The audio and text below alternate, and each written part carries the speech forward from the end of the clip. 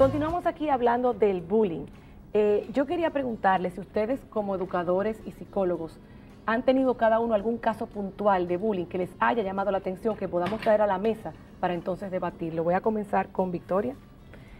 Me gusta mucho el caso de los sobrenombres, porque yo tuve un caso de un estudiante que era un niño espectacular, todo el mundo lo quería, él quería mucho a todo el mundo, y le ponía sobrenombres a las personas. Él no lo hacía con la intención de herir, sino con la intención porque era su naturaleza. Así, para divertirse. Así, sí, y le ponía sobrenombres, algunos se reían, otros no les gustaban.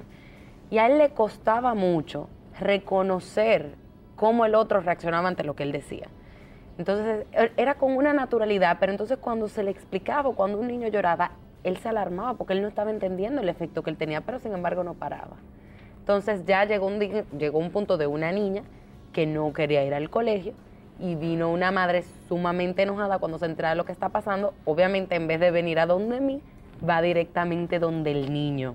Anda. Que ya ahí, O lamentablemente... sea, la mamá fue directamente a donde el niño que estaba acosando a su hijo. Exactamente. Bueno, es una tendencia natural, esas son las cosas que queremos aclarar, qué es lo que se debe hacer. De una madre sobreprotectora, pero lamentablemente cuando va un adulto a donde un niño de 8 años a decirle que deje a su hija en paz, que eso era una falta de respeto, que a mi hija no le gusta que tú le digas ese nombre, que porque tú le dices que si a ti te gustaría que te dijeran lo mismo. Yo no sabía lo que estaba pasando, yo veo a la mamá que está hablando con el niño, yo voy corriendo, pero ¿qué es lo que está pasando? La mamá me cuenta, obviamente hubo que retirarla de la escena, por así decirlo, removerla casi con grúa, y pues parar inmediatamente lo que estaba pasando. ¿Cómo tú le dirías a una mamá, en ese caso, que se maneje? Su hijo va todos los días con una queja continua de un sobrenombre y ya le está afectando su autoestima. ¿Qué tú le dirías a esa madre? ¿Cómo lo maneje? Lo que hemos explicado anteriormente, tú tienes que acercarte al colegio, porque obviamente un adulto con un niño no están al mismo nivel, no se van a tratar al mismo nivel ni se van a entender al mismo nivel. Es deber tú reportarlo. Tú como padre no te puedes quedar callado y decir, bueno, mi hija, defiéndete tú. Es tu deber ir al colegio, pero tú vas a las autoridades del colegio, tú vas a donde los profesores, tú vas a donde los directores, y que ellos se encarguen de cómo darle seguimiento a ese niño. Y por ejemplo, Alci, tú que has sido director de colegio, que lo eres actualmente. Pero cuidado, el que tiene que aprender a defenderse es el chico, claro. ¿verdad? Yo como papá debo acercarme a esa escuela, preguntar, reportar, decir, pedir una cierta rendición de cuentas, incluso legalmente está establecido, pero a fin de cuentas quien tiene que desarrollar esa capacidad de poderse defender sin ofender es el y hijo, esa fue la pregunta que estudiante. dejamos en el tapete antes de irnos a la pausa anterior. Lisa, ¿cómo vamos a enseñar a nuestros niños a defenderse sin ofenderles? Lo que pasa es que un niño tiene que saber lo que vale, tiene que saber lo que quiere, lo que acepta, cuál es su identidad, qué es lo que le gusta, qué es lo que no le gusta y aceptarse. Acuérdate que estas son edades sumamente vulnerables, estamos hablando de niños y estamos hablando de adolescentes donde la parte social es sumamente importante en su vida. Entonces el pertenecer a veces va primero que cualquier otra situación o cualquier otro interés personal. Pero cuando yo trabajo con un niño y vamos identificando cuáles son tus intereses reales, qué es lo que a ti te gusta, qué es lo que tú buscas, qué buscas en un amigo. Esa es una de las preguntas que yo le hago, ¿qué tú buscas en un amigo? Porque en el momento que tú entiendes que tú buscas en el otro, entonces también vamos cortando. Acuérdate que tú dijiste ahorita que a veces los mismos muchachos buscan esta situación sin darse cuenta porque son dinámicas que se dan, que van de alguna forma aprendiendo de que si yo me pongo en esta posición, de alguna manera yo me hago sentir. No importa que sea negativo o positivo, yo me estoy haciendo sentir. Entonces es cortando con eso, haciéndole entender lo que vale y que él mismo o ella misma lo reconozca. ¿Tú has tenido un caso puntual que haya llegado a tu oficina de un pacientito que ha sido víctima de bullying? ¿Cómo lo manejaste? La mayoría es exclusión, eso mismo, trabajando mucho primero con el niño de adentro hacia afuera. Vamos trabajando subiendo la autoestima. Sí, la autoestima, como dijimos, la familia, es tus capacidades, es lo físico y lo social. Y a veces hay un niño que tú puedes ver que tiene una de esas partes que donde se siente muy bien, quizás académicamente le va muy bien, pero en las otras áreas no se siente bien. Entonces se va trabajando por parte. Muchas veces entonces se integra a la familia, porque si hay una dinámica que no está ayudando, de alguna forma, la misma familia como se maneja, que sea un relajo, viene el niño se acostumbra a que se relaje de esa forma, entonces cuando va al colegio, pues de una forma también busca esa misma dinámica. Como también puede ser una familia que todo esté bastante bien, pero de alguna forma el niño se esté sintiendo de alguna manera, entonces se trabaja con ese sentimiento y se le presenta al niño y se le aclara, o sea, se empodera al niño de reconocer en qué situación está y cómo se siente y cómo entonces puede ir rompiendo con eso. ¿Y cómo? Primero estando claro quién yo soy y luego que cómo yo respondo a eso. Y ahí vamos entonces con la parte de la comunicación efectiva. ¿Cómo nos comunicamos los seres humanos? Está la parte verbal y no verbal. ¿Cuáles son los tipos de respuestas que hay? La respuesta agresiva, pasiva, asertiva. La asertiva a la que usualmente queremos llegar, ¿verdad? La forma de yo decir las cosas, lo que yo quiero, lo que yo siento, pero sin llegar a ofenderte a ti.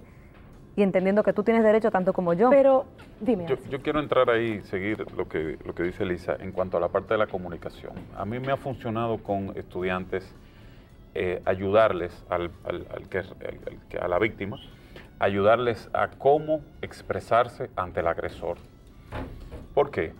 Nosotros, latino, el dominicano, cabeza muy caliente, muy emotivo, y bueno, decimos por esa boca hasta sabe Dios lo que sale, ¿verdad? En cualquier momento de tensión y de... Que no deja de ser violencia, aunque sea entre Claro, chicos. es violencia. Sin embargo, si yo puedo lograr que ese estudiante, varón o hembra, pueda centrarse en expresar algo relacionado al hecho y no a la persona, ya comienzo a abrirle una puerta de supervivencia. Quiero decir, es muy diferente que yo te diga, Ingrid, tú eres mala, a que yo te diga, mira, Ingrid, tal día que me dijiste gordo, no me gustó eso. Son dos cosas muy diferentes, porque estoy centrando mi comunicación en un hecho y no en la persona. Si lo centro en la persona, es descalificarnos y es agredirnos más, de una forma u otra. Entonces, una vía de papá, mamá y, bueno, quienes nos están mirando, una vía, en este caso, es que el chico le podemos dar ánimo para que se exprese, pero enfocándose en los hechos.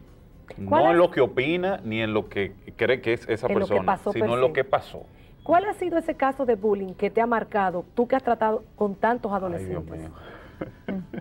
Uno que nos pueda servir de ejemplo. Bueno, muchas veces el bullying, hemos hablado aquí de cosas simples como a los sobrenombres, pero muchas veces hay cosas mucho más complejas y que a mí en lo profesional me ha marcado, que es cuando esto tiene que ver con exclusión deliberada. En buen dominicano, para que se entienda bien, sacarle los pies, subirle los vidrios a un pobre muchacho. Terrible. Ubiquémonos en que a partir de los 9 años aproximadamente hacia arriba, para el muchacho el círculo más importante de pertenencia no es papá, mamá, es su círculo de amistades. Entonces, si algo me saca de ahí, es lo peor que me puede pasar. Entonces, imagínate esta situación, que un grupito de estudiantes en un aula se pongan de acuerdo para no invitarte nunca a nada de las actividades y de las juntaderas que hacen como curso. ¿Y por qué se daría eso? Porque excluyéndolo. Bueno, en ese caso había un tema de notas. Tú sabes que hay un tema ahí cuando el profesor entra al aula y pregunta que quién hizo la tarea y solo una mano se levanta. Entonces esa mano la excluyen. Esa mano la vemos mal porque cumplió, porque si tú no hubiese levantado la mano, tal vez aquí negociamos algo, ¿me entiendes? O todos estamos igual. Entonces esa mano que responsablemente hizo su trabajo, vamos a no invitarlo de ahora en adelante absolutamente a nada. Y esa forma de exclusión es una forma sutil, pero bastante violenta.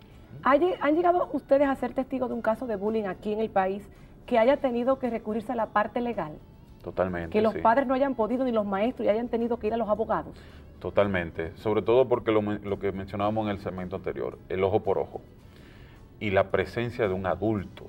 Es que los muchachos son muchachos y los adultos son adultos. Y aquí hay un poco de cuando se meten adultos que dejan de ser adultos. Cuando los adultos lo hacen mal y se vuelven más muchachos que los muchachos. Yo vi un caso muy de cerca que llegó al punto legal, y cuando eso llegó al punto legal, los muchachos ni se acordaban de eso. Los niños ni se acordaban de eso. Pues se volvió un pleito entre familia, entre adultos. Es muy cruel, y por aquí nos estamos educando para empoderarnos y empoderar a nuestros hijos, para que no lleguemos a ese punto, para que se queden en cosas de muchachos, que se superen y puedan ser niños felices. Volvemos.